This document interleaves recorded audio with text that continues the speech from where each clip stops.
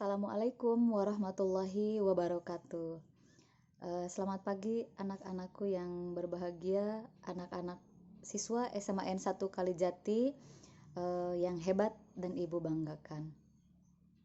Alhamdulillahirabbil alamin. Allahumma sholli ala sayyidina Muhammad wa ala alihi sayyidina Muhammad. Rabbi shrahli sadri wa yassirli amri wahlul 'uqdatam min lisani yafqahu qauli. Senang sekali rasanya anak-anakku. Hari ini ada kesempatan kita untuk saling berkenalan meskipun tidak secara langsung.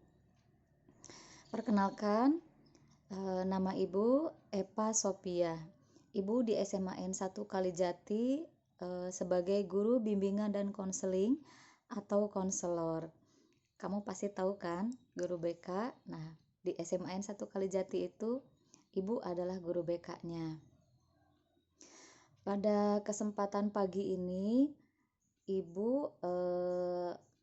akan mengajak kamu untuk membuka wacana kita tentang cara belajar yang efektif. Ibu rasa kalian sudah tahu tema ini, sudah tidak asing lagi. Tema belajar efektif, tema belajar yang menyenangkan, pasti sering kalian dapatkan sewaktu di sekolah sebelumnya.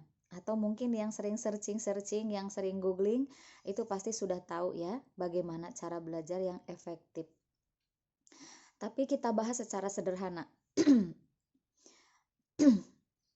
Maaf ya, ada gangguan di suaranya. Coba kita awali dengan apa sih belajar itu? Menurut kamu apa belajar? Mengerjakan PR? Mengerjakan tugas? Atau pergi ke sekolah? Belajar secara sederhana diartikan sebagai sebuah proses. Jadi nggak bisa yang namanya belajar itu sekali jadi, nggak bisa. Belajar itu adalah proses, artinya ada kegiatan yang kontinu. Ada kegiatan yang kontinu yang dilakukan secara berulang-ulang. Jadi nggak bisa dalam satu kali langsung bisa jadi belajar, nggak bisa. Makanya kalau yang belajar matematika kok sulit ya, diulang lagi nggak apa-apa. Memang begitu belajar. Tidak mungkin langsung bisa, karena menurut pengertiannya sendiri belajar itu adalah proses. Nah, proses ini proses bagaimana? Proses belajar ditandai dengan adanya perubahan. Ya, ditandai dengan adanya perubahan. Perubahan apa? Perubahan dari tidak tahu menjadi tahu, dari tidak mengerti menjadi mengerti, dari tidak paham menjadi paham. Dan belajar itu normatif, artinya berprinsip pada moral nilai kebaikan. Jadi kalau misalnya, oh iya ya, aku mau belajar nipu orang, nah itu bukan belajar ya. Karena belajar itu berprinsip berpegang pada asas normatif, moral. Itu tidak bisa disebut belajar. Baik itu tentang belajar. Jadi kalau kamu merasa harus lama dalam memahami materi tertentu, harus lama bolak-balik baca, nggak apa-apa, karena memang itu belajar. Termasuk misalnya susah berbicara di depan umum, susah bertanya di depan kelas, harus diulang, dilatih ya. Nah, itu belajar. Ya. Oke, terus efektif apa? Efektif itu tepat mencapai sasarannya, mencapai tujuannya. Jadi bagaimana sih cara belajar yang tepat, yang mencapai kepada sasarannya, yang mencapai yang ditujukan, mencapai tujuan. Baik, itu sekilas tentang belajar. Tapi kali ini Ibu akan menyampaikan materi cara belajar yang efektif itu ketika belajar dari rumah ya. ketika belajar dari rumah ada beberapa kondisi yang membuat kita beda. Tentu saja beda, ini dari rumah. Yang satu lagi yang biasa kita lakukan itu di sekolah. Ketika di sekolah ada guru yang mengawasi, ada jadwal yang ketat, ada teman-teman yang turut memotivasi dan turut membentuk perilaku kita. Ada masanya bercanda dengan teman, ada masanya jajan di kantin, yang dilakukan dengan bersama-sama dengan teman.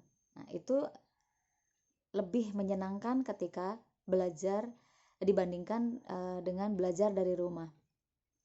Karena belajar dari rumah, pertama itu tergantung diri kamu sendiri.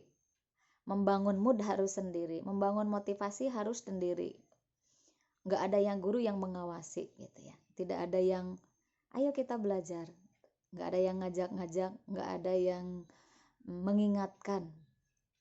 Ya, ketika belajar di rumah seperti itu. Kemudian yang kedua, tidak ada situasi menyenangkan karena tidak ada teman-teman. Tidak ada teman-teman, tidak ada candaan, dan tidak ada kantin buat kalian jajan.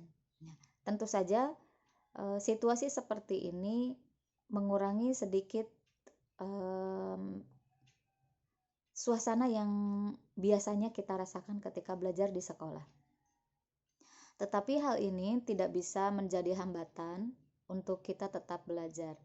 Nah, ada beberapa hal yang ingin Ibu sampaikan bagaimana sih belajar di rumah agar tetap efektif. Sederhana saja,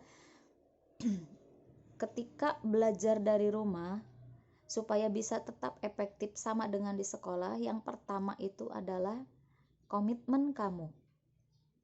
Ya, komitmen kamu sendiri.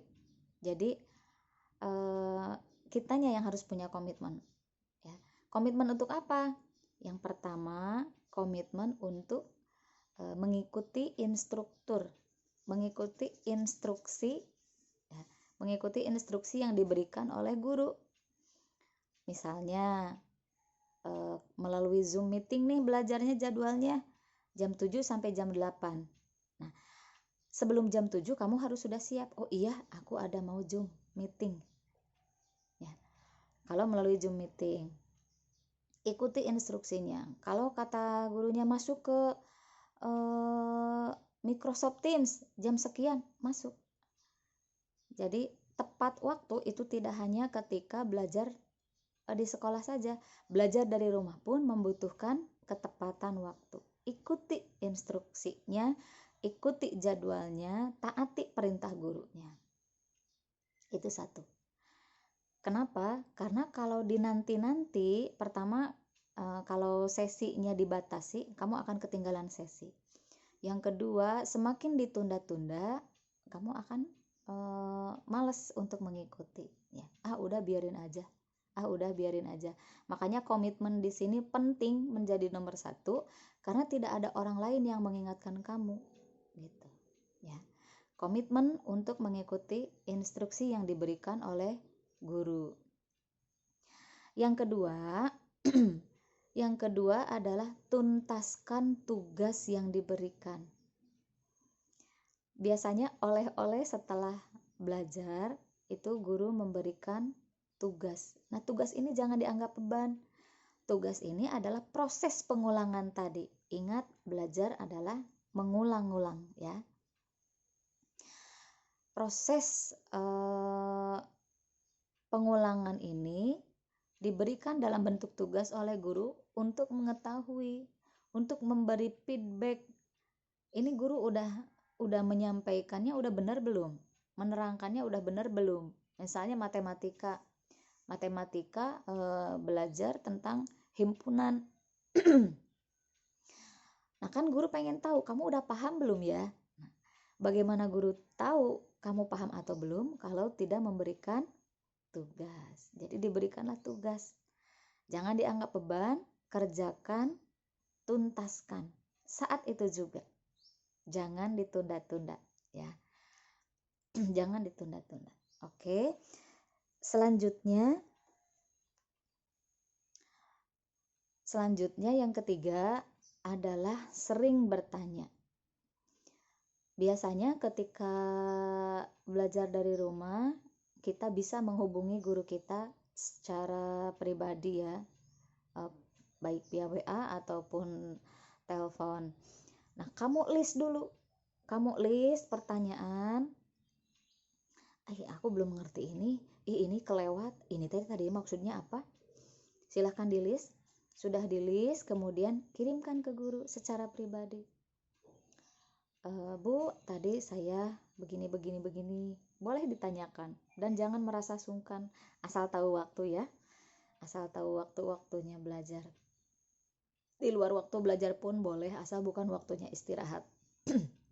Jangan sungkan, karena memang guru juga mengajar dari rumah, bekerja dari rumah. Kamu belajar dari rumah, guru juga mengajar dari rumah. Jadi tidak apa-apa, sering-seringlah bertanya agar kamu paham.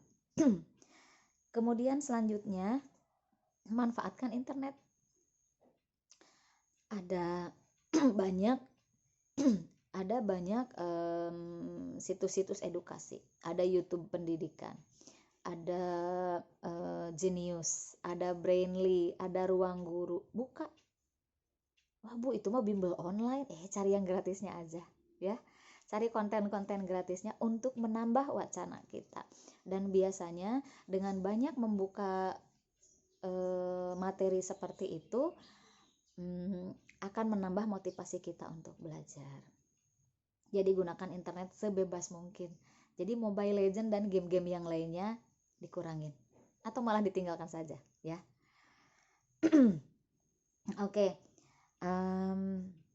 Juga ada beberapa tips ya. Selain yang 3 tadi, yang pertama apa?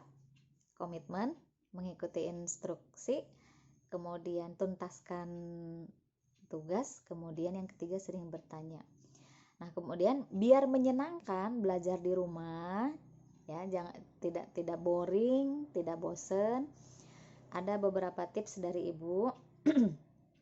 Yang pertama, perhatikan waktu belajar. Kalau sesi dari guru tidak dibatasi, artinya dalam seharian itu kamu boleh mengerjakan tugasnya kapan aja. Berarti kamu harus perhatikan waktu belajar. Jangan siang-siang pas kamu nggak mood. Jangan malam-malam, nanti jadi begadang ya. Jadi cari waktu yang pas gitu ya. Misalnya pagi ketika udara seger, mau sore nih habis asar. Nah ya, tergantung kamu, menurut kamu nyamannya di mana waktunya. Perhatikan waktu. Kemudian yang kedua, kamu harus disiplin ya. Disiplin sama dengan komitmen tadi. Kemudian yang ketiga, cari posisi nyaman ketika mau belajar. Aku nyamannya di mana nih? Mau duduknya di sini. Mau sambil di luar, sambil menghirup udara segar. Ya, cari posisi yang nyaman. Yang pasti tidak Ibu sarankan rebahan. Ya, Cung, siapa yang kau merebahan? Gak boleh rebahan. Kenapa? Posisinya tidak nyaman baik buat mata kamu ataupun buat badan kamu, karena ketika rebahan cenderung mengajaknya istirahat, nanti kamu ketiduran ya. Jadi jangan rebahan, cari posisinya tegap, tegak, dan siap untuk belajar, untuk mengerjakan tugas gitu. Nah, satu lagi biar belajarnya menyenangkan, yaitu ini sebenarnya bisa jadi tema baru, materi baru ya. Nanti kita ketemu di kelas BK dengan materi ini. Kamu harus memahami apa gaya belajar kamu ya. Pernah dengar gaya belajar? Gaya belajar setiap orang itu berbeda-beda. Mungkin ada yang kalau di kelas duduk harus di depan,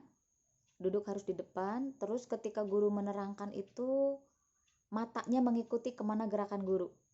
Gurunya jalan ke kanan, matanya ke kanan. Gurunya jalan ke kiri, matanya ke kiri. Ya, ada nggak yang seperti itu? Itu contoh orang visual. Ya.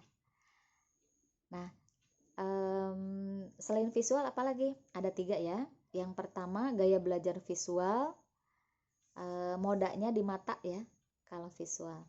Kemudian yang kedua auditorial, dan yang ketiga kinestetik. Nah, setiap orang itu dalam diri kita masing-masing itu ada ketiga moda ini.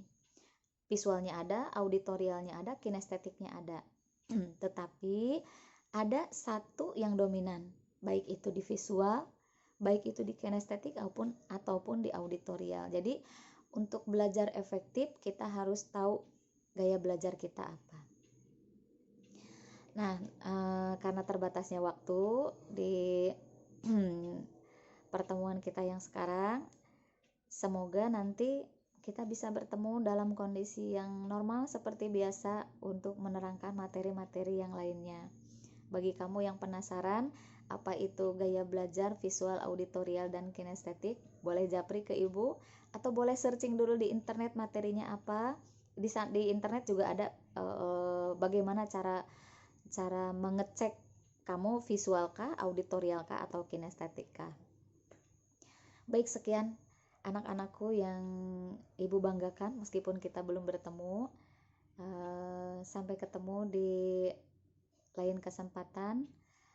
Wabillahi taufiq wal hidayah. Wassalamualaikum warahmatullahi wabarakatuh.